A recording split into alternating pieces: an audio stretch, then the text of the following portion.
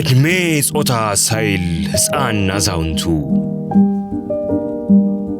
በእምነት በትውፊት በወግ በሥርዓቱ በመልካም ስነ ምግባር በታረመ አንደበት ሲተጋ ሰንብቶ በጾምና ጸሎት ፈተናው አይሎ ድካም ሲበረታ ምድሩ ጭጋግ ለብሶ ሲዋጥ በዝምታ የሐዘን ቋጠሮ በምህረት ተፈታ የኩነኔው ዘመን በፍቅር ተረታ ተነስቷል በክብር ሞትን አሸንፎ የትንሣኤው አምላክ ብርሃን ተጎናጽፎ እንኳን ለብርሃነ ትንሣኤው በሰላም አደረሳችሁ። በዓሉን ምክንያት በማድረግ ከወዳጅ ዘመድ የሚላክሎትን ገንዘብ ለመቀበል ወደ ባንካችን ሲመጡ በአክብሮት ልናስተናግዶ ዝግጁ ነን። ብርሃን ባንክ፣ እንደ ስማችን ብርሃን ነው ስራችን። ወደ ሌላኛው ጉዳያችን ደግሞ እንለፍና የሪያል ማድሪድን ጉዳይ እንመልከት። ሌላ የዓለም ዋንጫ የሚያጠናቅቀው ውድድር ዓመት ይመስላል የሪያል ማድሪድ። ይህንን ጉዳይ እናንሳ። ያው ጥሩ አይደሉም የሪያል ማድሪድ የአለፉ ሳምንታትም ጉዞ እንመልከት ይህን ጉዳይ። ልክ ነው። የሪያል ማድሪድ ሁኔታ ብዙ ለውጦች እንዲኖሩ የሚያስገድድ ይመስላል። ሪያል ማድሪድ ቅድም ምሳ እንዳነሳሽው 2 ተከታታይ የውድድር ዘመን ዋንጫ ሲያወስዱ ማጠናቀቅ ተቀባይነት ያለው አይደለም። ከክለቡ ታሪክ፣ ከሳይዙ ሲዝኑ ከመጀመሩ በፊት ከነበረው ኤክስፔክቴሽን እና ተስፋ፣ ከኢንቨስትመንቱ አንጻር 170 ሚሊዮን ፓውንድ ነው ወይም ዩሮ ነው ለተጫዋቾች ዝውውር ያወጡት። ባርሰሎና ይህንን ያህል ተመሳሳይ ገንዘብ የማውጣት ፖቴንሻል የለውም። እንደሚታወቀው ግን ለ2 ተከታታይ የውድድር ዘመን ሀገር ውስጥ እንግዲህ ማቴማቲካል እድል አላቸው። ሃቪየር ቴባስ ኤክሳይትመንት ለመጨመር በማሰብ ሊሆን ይችላል። አላለቀም ላሊጋው ሚል አስተያየት ሰጥተዋል። ማቴማቲካሊ አላለቀም፣ ተሳስተዋል ልትያቸው አትችም። ግን መቼስ በተቀረው ጊዜ ይህንን የነጥብ ልዩነት ቀልብሶ ሻምፒዮን ይሆናል ለማለት የሚያስቸግር ነው። የነጥብ ልዩነቱ ብዙ ነው። የቡድኖቹ ፎርምን በጣም የተለያየ ነው እና ይሄ መሆኑን ተከትሎ ባለፈው የውድድር ዘመን ከሞላ ጎደል ተመሳሳይ ሲዝን በጊዜ ነው በቻምፒየንስ ሊግ የወጡት። የላሊጋ ዋንጫ ፍክክር ላይ በንጽጽር ከዚህም የተሻለ ፍክክር ውስጥ ቆይተው ነበር። ግን ሪያሊስቲክ የሆነ የዋንጫ ተስፋ አልነበራቸውም የመጨረሻዎቹ 2 ወራት ላይ እና ብዙ ለውጥ የሚጠበቅበት ጊዜ ነው። ያው የለውጥ አመት ይሆናል የሚል ግምት ነበር። ሆርሄ ቫልዳኖ በዛ የመጀመሪያ ፍሎረንቲኖ ፔሬዝ የጋላክቲኮስ ፖሊሲ ጊዜ የክለቡ የስፖርት ዳይሬክተር ነበር እና እስቲ ሰፋ ያለ አንድ እይታ ልጥቀሳል። ኤል ፓይስ ላይ አንድ አርቲክል ጽፏል። በሳምንት አንድ ጊዜ አርቲክል ይጽፋል እና የተባ ብዕር ያለው የሰላ ልሳን ያለው ሰው እና ፍሎረንቲኖ ፔሬዝ በሪያል ማድሪድ ላይ ቡድኑ የሚተዳደርበት ሁኔታ ላይ ቡድኑ የሚጫወትበት ሁኔታ ላይ ጣልቃ መግባት ፈልገው ነበር ይላል እና ይሄ በጣም አበረታቶኝ ነበር። ምክንያቱም ኦኬ ለውጥ እናደርጋለን አሁን አሉና ኢንተርቬንሽኒስት የሆነ አሰልጣኝ አመጡ። ሻቢ አሎንሶ አመጡ። ስህተት ነበር ሻቢ አሎንሶ ማሰናበታቸው ይላል። ስህተት ነበር የሚልበት ምክንያት ሪያል ማድሪድ በትክክልም በወጥነት ውጤታማ ለመሆን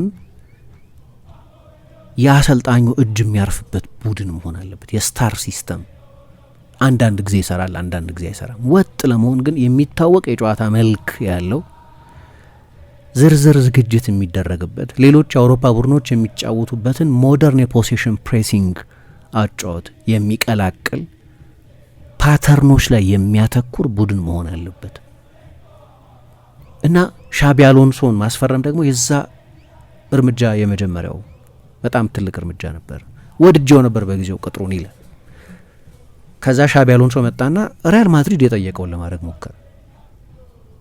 ሪያል ማድሪድ የጠየቀው እንደዛ እንዲያደርግ ነው። ሻቢ አሎንሶን ስትቀጥሪ የቀጠርሽው በሌቨርኩሰን የስራ ኤክስፒሪየንሱ በሌቨርኩሰን ኢንተርቬንሽኒስት አሰልጣኝ ነው። ሪያል ማድሪድ መጥቶ ኢንተርቪው ሊያደርግ ሲሞክር ዋይ ውድ ዩ ቢ ሰርፕራይዝድ? በቃ አሰልጣኙ እንደዛ ነው። እኔ አሁን ለምሳሌ ይሰማል ክሎፕ ምናምን ይላል። ክሎፕ ምን አይነት አሰልጣኝ ናቸው? ጠንካራ አይደንቲቲ ታክቲካል አይደንቲቲ ያለው ቡድን ነው የሚገነቡት። ሲሪየስ ከሆነ ክሎፕን የመቅጠር ፍላጎት ክሎፕ ከመጡ ስታር ኢንደልጅ እንዲያደርጉ አይደል የሆነን ተጫዋች ምናምን ሞቅ ሞቅ በማድረግ እንዲያሰለጥኑ ሳይሆን የክሎፕ አይደንቲቲ የሚታወቅ አይደንቲቲ ነው በሊቨርፑል የገነቡት ቡድን። እንዲያውም የሰው ትውስታ ውስጥ ከ20 ዓመት በኋላ የሚታወስ ጠንካራ ታክቲካል አይደንቲቲ ያለው ቡድን። ክሎፕን ድንገት አንቸሎቲ አታረጋቸው። አንቸሎቲ ሌላ አይነት ሞደስ ኦፕራንዲ ያላቸው ናቸው። አንቼሎቲ የበለጠ የማን ማኔጅመንት አሰልጣኝ ናቸው። ድንገት አንቼሎቲ ሆኑ ልትያቸው አትችይም። አሎንሶንም ድንገት አንቼሎቲ ሆኑ ልትያቸው አትችይም። አሎንሶ ቴክኒካል አሰልጣኝ ነው የተሾመው በሌቨርኩሰን የስራ ታሪኩን። ከዛ ያንን ለማድረግ ሞከረ። ተጫዋች የሚጫወተው በሜሪት ነው፣ በሲስተም ነው የሚጫወተው ቡድኑ። ያንን ለማድረግ ሞከረና ኦኬ አንዳንድ ተጫዋቾች አልወደዱትም። ስለዚህ ቶሎ እንዲወጣ ተደረገ። ጥሩ ነው። ስንብቱ ግን በቂ ጊዜ የተሰጠው አልመሰለኝም። ከዛ እኔ ምንም ነገር ቢፈጠር አልቫሮ አርቤሎን ተጠያቂ አላደርገው። ግን የአልቫሮ አርቤሏ ሹመት መንፈስ ግን ኃይል መልሶ ለተጫዋቾች የመስጠት ውሳኔ ነው። የፕሌየር ፓወር በጣም ከፍተኛ ነው። ያንን ለማድረግ ነው እና በእግር ኳስ ፐርስፔክቲቭ ምንም ልትተች የምትችበት በቂ ጠንካራ ምክንያት ያለ አይመስለኝም። ራሱም እንዳለው በቀደም ከባየርን ሽንፈት በኋላ መሰናበቱ እንደማይቀር በማሰብ ሊሆን ይችላል። ክለቡ ምንም ቢወስን ችግር የለውም፣ ምክንያቱም እኔ ላግዝ ነው የመጣሁታል። ከሪያል ማድሪድ አሁን አጋዥ እንፈልጋለን፣ ሻቢን ጓደኛህን አሰናብተነዋል፣ ስለዚህ ና አይለኝ መከላከል ክለቡ ላግዝ ነው የመጣሁ። ስለዚህ ምንም ውሳኔ ቢወስኑ በቃ ቢሉኝ የመጣሁትን የሆነ ግራንድ ፊሎሶፊ ለማስፈን የረጅም ጊዜ ትልም ይዤ ምናምን ሳይሆን ቡድኑ ጭንቅ ውስጥ ነው ያለው፣ የሆነ ሰው ይፈልጋል፣ ስለዚህ ና አግዝ ተባልኩ። የክለቡ ሰው ነኝ፣ ክለቡን ለማገዝ ነው የመጣው፣ ስለዚህ ምንም ውሳኔ መወሰን ይችላሉ፣ ሰው አያስጨንቀኝም፣ የኔ የግል ጣፈንታ አያስጨንቀኝም የሚል አስተያየት ሰጥቷል። እና ምን ይላል መሰለሽ ባልዳኖ የሴዛር ሉዊዝ ሜኖቲን ምክር እንደሰማ አይነት ቶይሌቱን ባዝሩም ውስጥ፣ ሶፋውን ሳሎን ውስጥ፣ ጠረጴዛውን መመገቢያ ክፍል ውስጥ አደረገ። ሁሉም ትክክል መሆን ባለበት ቦታ ነው ያደረገው። ኦርደር ለማስፈን የሞከረው ፍረሽ ጉልበት ያስፈልገዋል ቡድኑ አለና ወጣት ተጫዋቾች ቡድኑ ውስጥ ለመቀላቀል ሞከረ። ቡድኑ በቂ ጥልቀት የለውም ብሎ ስላሰበ እነ ቲያጎ ፒታርች፣ ሌሎች 5 የአካዳሚ ተጫዋቾች ነው ቡድኑ ውስጥ የተጠቀሙ። ግን ምንም ሊያደርግ የሚችልበት ብዙ የተለየ ነገር አልነበረም እና እንደ አሰልጣኝ አናላይዝ ስናደርገው የእሱ ቡድን አይደለም፣ በውድድር ዘመኑ መሀል ነው የመጣው። በተሾመ በ3ኛው ቀን ጨዋታ አድርጓል 2 ልምምድ ካሰራ በኋላ። ስለዚህ ጠንካራ የአርቤሏን ታክቲካል ኢምፕሪንት ቡድኑ ላይ ማግኘት ያስቸግራል። አይደለም የእሱን የሻቢ አሎንሶን ማግኘት ያስቸግራል። አሎንሶ ተሾመ፣ በሚቀጥለው አርብ ወደ አሜሪካ ሄደ ሪያል ማድሪድ። በጣም ውስን በሆነ ጊዜ ውስጥ ነው አሎንሶ ያን እንዲያደርግም የተጠየቀው። ምልክቶች ነበሩ ደግሞ በመጀመሪያዎቹ 10 ጨዋታዎች አሎንሶ ቢያንስ ትንሽ ጊዜ ነበር፣ አርቤሏ ግን ያ ጊዜ አልነበረውም። እግር ኳስ እንደዛ አይደለም እና በተቻለ መጠን ልክ አንቼሎቲ እንደሚያደርጉት ትልልቆቹን ተጫዋቾች ያለ ምንም ገደብ ማወደስ ጀመረ። በቃ ለዛ ሪስፖንድ ያደርጋሉ የሚል ግምት ስለነበረው እንደ ኢንስቲትዩሽን ሪያል ማድሪድ ባለፉት 2-3 ዓመታት በዳኝነት ብዙ በደላለሁ ብሎ ብዙ ሞንታዦችም ስለሚሰሩ በክለቡ በሪያል ማድሪድ ቲቪ በሚባለው ላይ ስለ ዳኞች ብዙ ነገር ስለሚባል ያንኑ ፓተርን ተከትሎ ዳኞች ላይ ጠንካራ አስተያየቶች ይሰጣል። ከዛ የተለየ ነገር ማድረግ የሚችልበትም እድል አልነበረውም። ግን ፖለቲካሊ ማለት ነው እንደ ኮችም በቂ ጊዜ አልነበረውም። ስለዚህ እኔ ከተሰናበተ ሪያል ማድሪድ ያሰናብተው ይሆናል። ግን የአሰልጣኝ ወጣ ድርሻ በጣም ትንሽ፣ ምን ትልቅ ድርሻ ሊኖረው ይችላል? ምን ትልቅ ድርሻ ስራውም ተገብቶታል። የዛሬ ዓመት ከ14 ዓመት በታች ቡድን ነበር የሚያሰለጥነው ሰውዬው። ሌሎች ውስብስብ ችግሮች አሉበት ሪያል ማድሪድ። አንቼሎቲ ከአመት ተኩል በፊት አንድ ቃለ ምልልስ ነበራቸው እና ምን አሉ? እግር ኳስ ገናና ስሞችን የማሰባሰብን ያህል ቀላል አይደለም። የሆነ ስታር ተጫዋች ታመጫለሽ፣ የሆነ ስታር ተጫዋች ቡድን ውስጥ አለ ምናምን፣ ከዛ ሁሉም ነገር ይሰካከል ያምራል ማለት አይቻልም አሉ። 2023-24 የውድድር ዘመን ላይ ላሊጋውን አሸነፍን፣ ቻምፒየንስ ሊግም አሸነፍን፣ አመቱን ሙሉ አንድ ጨዋታ ብቻ ተሸነፍን በእነዚህ 2 ውድድሮች ላይ አሉ። ከዛ የውድድር ዘመኑ ሲያልቅ የዓለም ምርጡን ተጫዋች አመጣን። ሁሉም ሰው በቃ ሪያል ማድሪድ 2ቱን ውድድሮች ዶሚኔት ያደርጋል። ዋት ኩድ ፖሲብሊ ጎ ሮንግ? እዛ አይነት ቡድን ላይ እምባፔ ተጨመረ። 1 ሲደመር 1 2 ነው ሁልጊዜም፣ ከ1000 ዓመት በፊትም አሁንም። ግን በእግር ኳስ እንደዛ አይደለም አሉ እሳቸው። በእግር ኳስ አንዳንድ ጊዜ 1 ሲደመር 1 2 አይሆንም፣ ከዛ የበለጠ ኑዋንስር ነው። ያንን አደረግን አሉ እና እግር ኳስ እንደዛ አይደለም። ባላንስ የሚባል ነገር አለ። ያንን ተጫዋች ካመጣ የአንቼሎቲ ውሳኔ አይደለም የኤምባፔ መምጣት። ለምሳሌ የተጫዋች መምጣት በአብዛኛው የአሰልጣኝ ውሳኔ አይደለም። ለአሰልጣኝ ውሳኔ ትንሽ ሲያጋድሉ ያየሁት ለዚዳን ነው። ሀዛርድን ያመጡለት ጊዜ ግን ሀዛርድ ደግሞ ስታር ነው ያን ጊዜ። ስለዚህ በዚዳንም ጥያቄ ባይሆን ገበያው ላይ የሚገኝ ከሆነ የቼልሲ ኮንትራቱም ያለቀ ስለነበር ያመጡት ነበር። ለረጅም ጊዜ ፈለጉት ተጫዋች ነው። ሪያል ማድሪድ ውስጥ የአሰልጣኝ ኦፒኒየን የመጨረሻ ኦፒኒየን አይደለም፣ ወይም ገዢው ሀሳብ አይደለም። ማን ይምጣ ማን ይውጣ የሚለውን በተመለከተ ክለቡ ነው የሚወስነው። መጥቶልሃል እንግዲህ እንደምታደርግ አድርገው ይባላል አሰልጣኝ እና ግን ጥያቄ ነበር። የእግር ኳስ ኤክስፐርት ላልሆነ ሰውም ግን ጥያቄ ነበር። ጥያቄ የሚሆነው አንድ በማጥቃቱ ላይ ከቪኒሽስ ጋር እንዴት አብረው ይሆናሉ ነው። ስንት ያው 2 ዓመት አለን። ምክንያቱም ሁለቱም ልዩ ተጫዋቾች ሆነው ግን አንድ ላይ መሆን ይችላሉ ወይ፣ አንድ ላይ በውጤታማነት መጣመር ይችላሉ የሚለው ጥያቄ መጀመሪያም የነበረ ጥያቄ ነው። ተመሳሳይ ዞን ላይ የሚጫወቱ ተጫዋቾች በመሆናቸው ምክንያት አንድ ላይ ማጣመር ትችላለሽ ወይ በስኬት የሚለው ጥያቄ አሁን ከ2 ዓመት በኋላም መልስ አላገኘም። አንዳንድ ጊዜ ምልክቶች ታያለሽ፣ ግን ኮንሲስተንትሊ መሆን አልቻለም። ጥሩ ተጫዋቾች የሚግባቡበትን መላ ይፈልጋሉ ምናምን ይባላል፣ ግን ሁልጊዜ እንደዛ አይደለም። ለዛ ነው 1 ሲደመር 1 ሁልጊዜ 2 አይደለም በእግር ኳስ የሚሉት። ስለዚህ አታኪንግ ባላንስ ችግር አለ ሪያል ማድሪድ ላይ። ኤምባፔና ቪኒሺየስ ያሉበት ቡድን እንዴት 2 ተከታታይ ሲዝን ዋንጫ ሳይወስድ ይጨርሳል? እንግዳ ነገር ነው። ከዛ በፊት በነበረው የውድድር ዘመን ያለ ኤምባፔ ሆሴሉ 9 ቁጥራቸው ሆነው ቻምፒየንስ ሊግ ከወሰዱና በላሊጋ 95 ነጥብ እኮ ነው ይዘው የጨረሱት። 95 ነጥብ ነው ይዘው የጨረሱት። አሁን ከዛ ያው ዋንጫው ምናምን ታዩ፣ ከዛ ያነሰ ጎል ነው የሚያስቆጥሩት። ኤምባፔ ኦልሬዲ 40 ጎል ላይ ደርሷል። አምናም ከ40 በላይ ጎል አስቆጥሯል። 44 ነው አምና። እንዲያውም ዘንድሮም ፒቺቲ ሆነ አምናም ፒቺቲ ነው ወስዷል። ሪያል ማድሪድ ግን ያነሰ ነው የሚያስቆጥረው እንደ ቲም ባላንስ። ምክንያቱም የሌሎች ተጫዋቾች ቁጥር ሰፈር ያደርጋል። ከዛ ደግሞ ክሩስ ወጣ።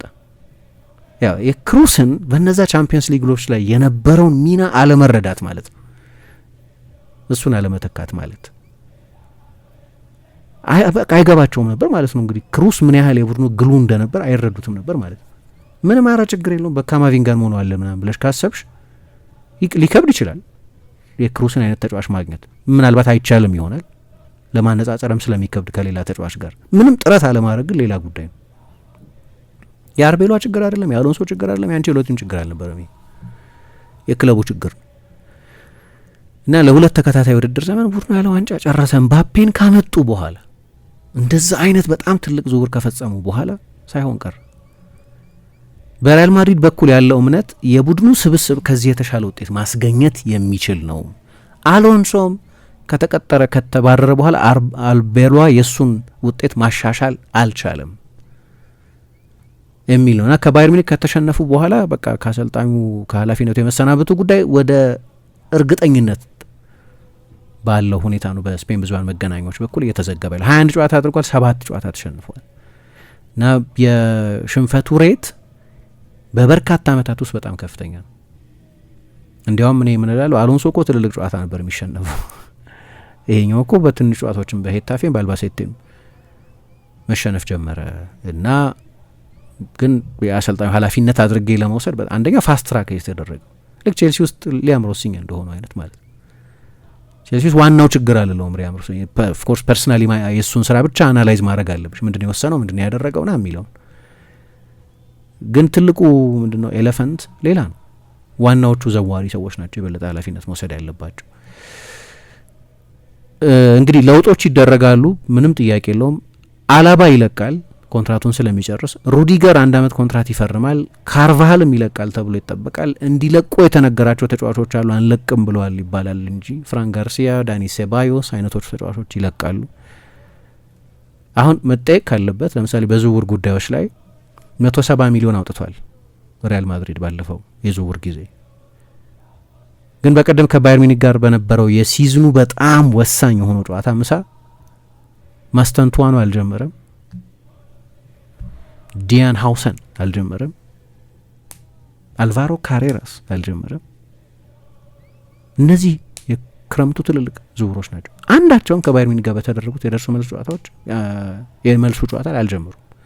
የመጀመሪያው ጨዋታ ላይ ካሬራስ ጀምሮ ስለነበር ግን ሁለተኛውን ጨዋታ እንዳይጀምር ያደረገው ኦሊሴን መቆጣጠር አቅቶት ስለነበር ነው። በሁለት የውድድር ዘመን 26 ጨዋታ ተሸንፏል ሪያል ማድሪድ። በየ4 ጨዋታው አንዴ ይሸንፋል ማለት ነው። በእያንዳንዱ 4 ጨዋታ አንዴ ይሸንፋል ሪያል ማድሪድ።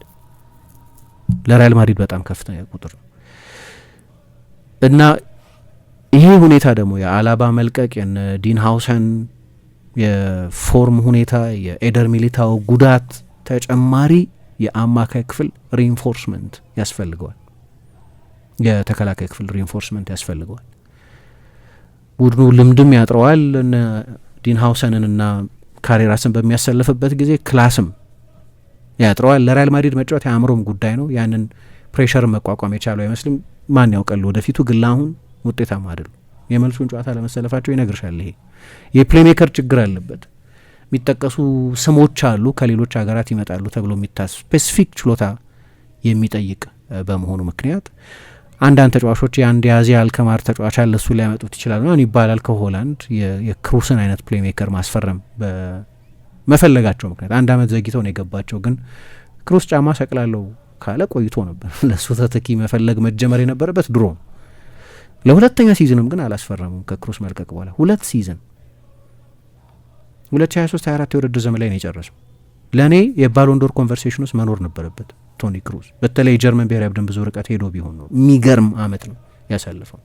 እንዳወራን በጊዜ አስታውሳለሁ።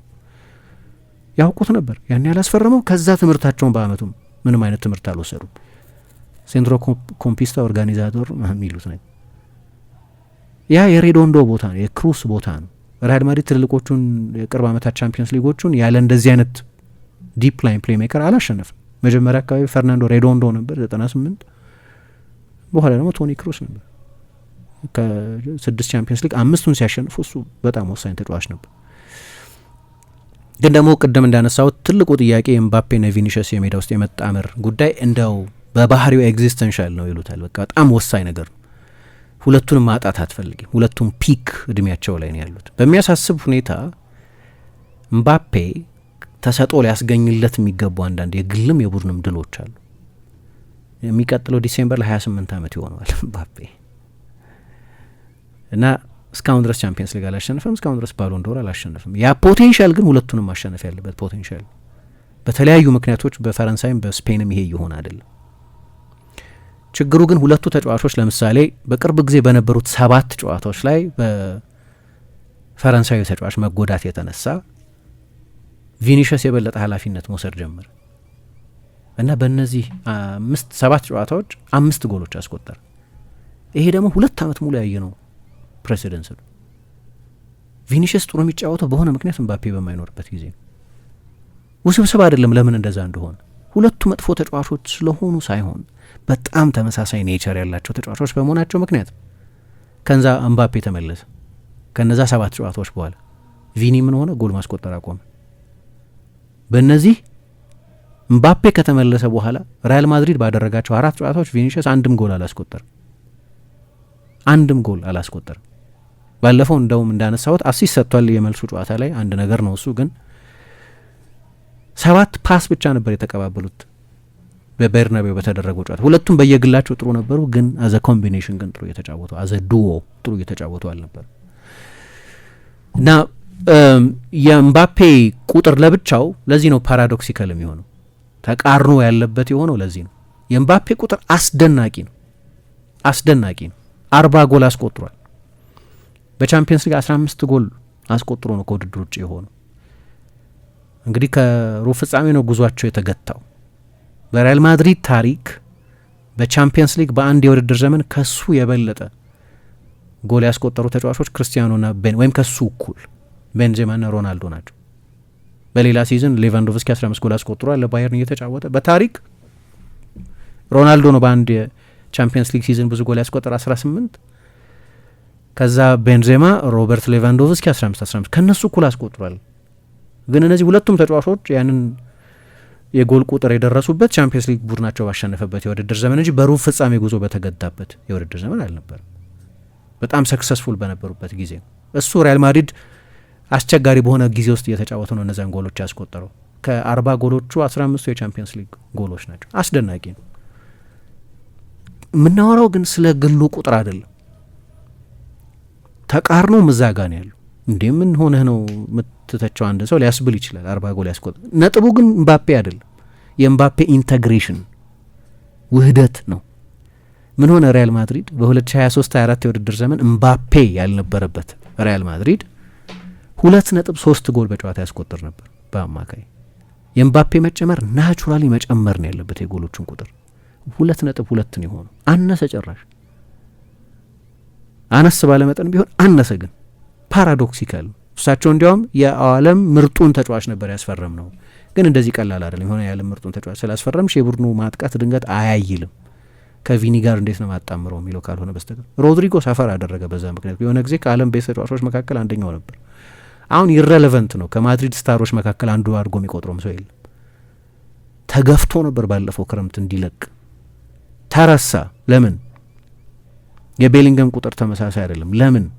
የቤሊንገም ቁጥር እኮ ባሎንዶር 3ኛ ነበር አይደለም? ቤሊንገም የላሊጋ የዓመቱ ኮከብ ተጫዋች ነበር። 36 የጎል አስተዋጽኦ ነበረው። ቪኒሺየስ ባሎንዶር ሜቢ ማሸነፍ ነበረበት። ሁሉንም ተጫዋቾች ይመለከታል ይሄ።